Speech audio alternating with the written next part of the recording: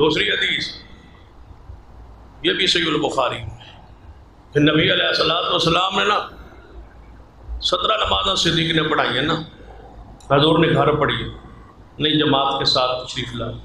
17 نمازیں حضور کے زمانے میں، حضور کی موجودگی میں، حضور کی بیماری میں، حضور کی تکلیف میں صدیق جماعت کرواتے رہے۔ ایک باری نبی علیہ السلام نے امی عائشہ فرماتے نے کھڑکی کھول لی،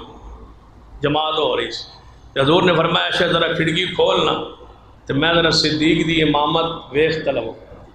صدیق کے میں جماعت کرا ذرا ویخ تلم صحابہ تو جو اندروں چھانگیا نا تو بخاری جاؤں ہے کہ حضور ہس پہ مسکرائے، دندان مبارک مسکراتے ہوئے زہر ہوئے۔ ایک صحابی نقشہ کھچ دے فرماتا ہے میں مگروں آ رہا سا نماز شامل ہونے لئی،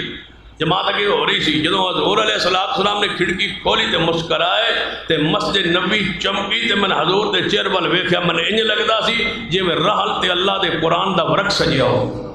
ایسے حضور کا چہرہ۔ حضور خوش ہو رہے تھے، مسکرا رہے تھے، ہنس رہے تھے۔ صدیق کی امامت کو دیکھ کر اس سے محدثین نے یہ لکھا ہے کہ صدیق کی امامت پر دل سے راضی ہو کے خوش ہونا بھی میرے مصطفیٰ کی سنت۔